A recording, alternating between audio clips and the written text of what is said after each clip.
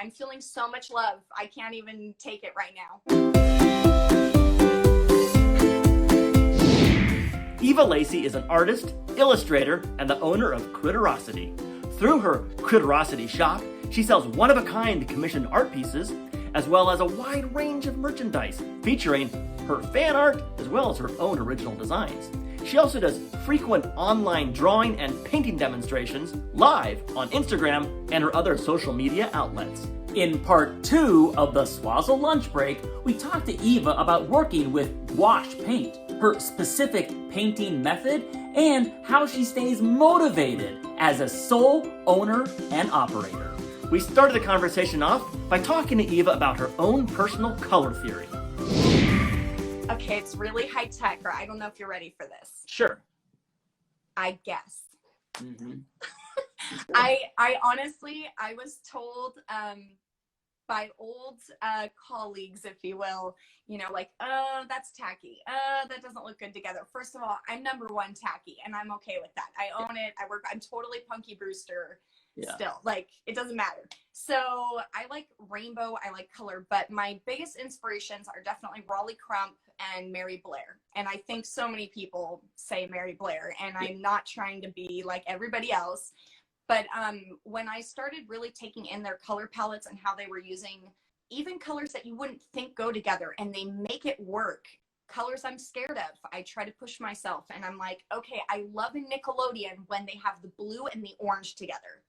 But how do I apply that? How do I pull that into my work? You know, two colors I'm just a little scared to put together. And then I start doing it, and it works. So it's kind of like taking different things here and there, following people with beautiful color palettes. It could be home decor. Go to your local stores like Target. They're going to have the hippest new Pantone colors in on all their products. I'm a huge teal and pink and yellow, very bright, very bold.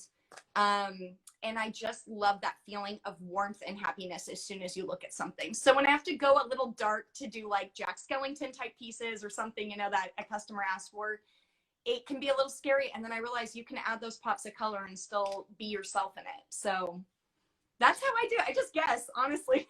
When you're illustrating, your main medium is gouache? What?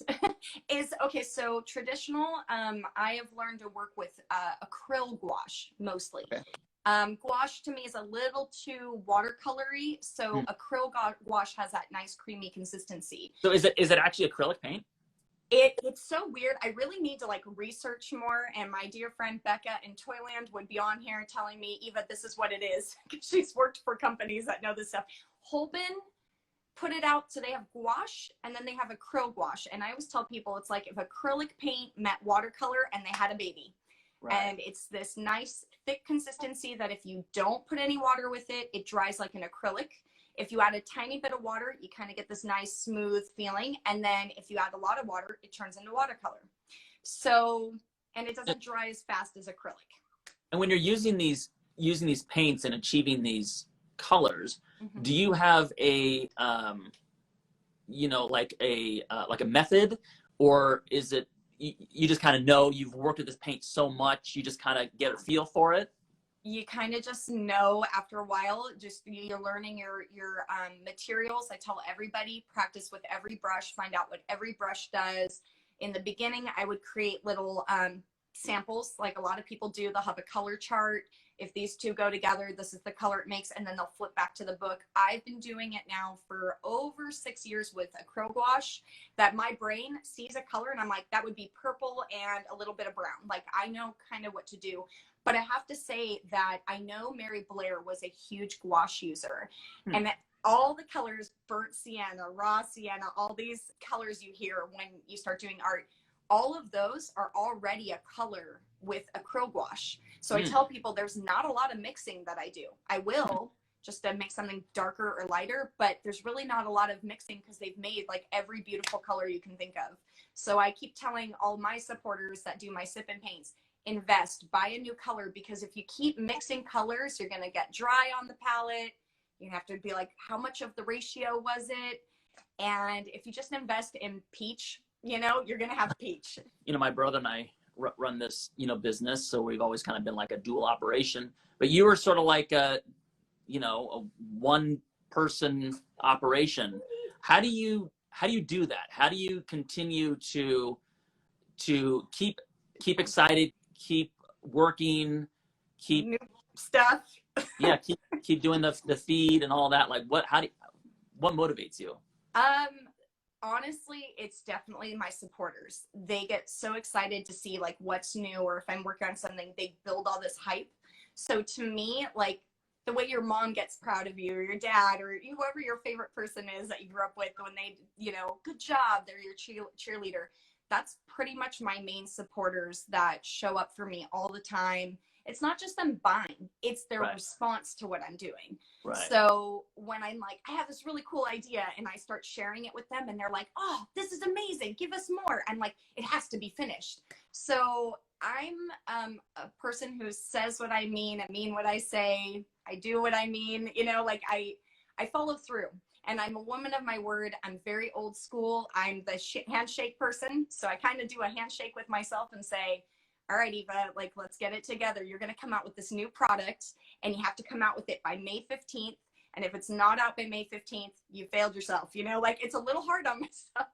I guess you need that sort of motivation. Otherwise, nothing would get finished, because, what's easier than doing something is not doing something. That's right. And That's right. And for 2021, I made myself a deal. You're going to spend every single month coming up with a new design. Every month I come out with a whole product line. Coming out with something new is for myself, number one. And if other people enjoy it, great. If they don't buy it, that's okay. I mean, I'm doing this artwork to say my original work is so important to me. I tell everybody that I'm dating my artwork, and it's kind of a shirt that I was going to make for artists. That's like, I'm dating my artwork. Yeah. I don't have kids. So there's a big reason I have some extra time. I am the giant child, so there's that. And I'm at home all the time. I love it. I've made it my oasis. So creating something new is fun for me. There's no like, oh, I have to make something. I get that way sometimes when making artwork for other people, sure, especially if it's something I don't know what it is. But at the end of the day, I'm not doing this for anybody else. I'm doing it for myself. And if anyone is enjoying this journey and sticks around and can help support it, then I can keep doing it and making people happy. So to me, it's a never ending on their part and never ending on my part. So I got to keep coming up with stuff, Hopefully people here know how to follow you, know how to find you, but where do you seem like mostly on Instagram, but what are your all your social media? Well, I'm following in the footsteps of Swazzle, and I'm trying to become a TikTok goddess. I don't know what I'm doing on there, but no, you've had some good ones. You had one that popped through. So, well, thank you very much. Yeah, no, I'm doing TikTok, which actually right after this, I'm going to be going live and doing a painting on TikTok. Okay. So just to try to build up the new TikTok relationships I'm having, because I've gotten some orders from new people there, and I want them to know who I am. And Instagram, all Critterosity, everything's Critterosity. I have an online store, critterosityshop.com, but the link's in my bio. I do newsletters for free. They come with coloring pages and just different things. And plus, don't you have your Patreon? I know that we have little stickers arriving at our house and things like that. Thanks for the support, by the way. Yeah, I was on Patreon for 5 years. I tell people it honestly saved my life. As much as I will not bash Patreon, it wasn't working out for me. Mm-hmm. So I moved my supporters over to a different subscription where you can kind of be in control of it yourself. So I call mine Art Hero Monthly. So that's kind of my little thing. And they can support every month. They can get a sticker, a magnet, but it's all like limited edition stuff. Yeah, so, there's stickers, magnets, postcards. My paintings are all sold out. I'm sorry. Everybody kind of is like, no, if I leave, I'm not coming back. So they just kind of. And then you do original commissions too, right? People contact. Yeah, those are the ones that are gone. I do about 20 a month. Wow. So it's very busy. I do it the last 2 weeks of the month. So that's what I'm working on during my TikTok video today live, is I'm working on somebody's reward. And then I was trying to think what else I did. I just recently added mugs, wallets, acrylic pins. So whatever, they also get a vote on the design, which is like, gives you a chance to try to get me to make something you want. Right. But once those items are gone and I'm sold out, through rewards, then I take the extras to shows like Batchmakers Market up in Livermore, California. And then I sell live on my Instagram, and I sell shop drops. So I do like sale days. And now I'm just cracking out discount codes like left and right every week because I'm feeling so much love. I can't even take it right now. Thank you so much for taking time out of your day, for joining me today, talking design. And I would hope that one of the things that people leave here with is, you know, to look beyond your own influences, to look beyond your own brain, get out into the world, find designers, find artists, and do those collaborations, because it can elevate your puppet building and bring everything to a whole new level. Absolutely. Allie just wanted to say bye. Bye, dude. Bye. Thank you again to Eva Lacy, and thank you for watching. Please like and subscribe, and we'll see you next time on the Swazzle Lunch Break.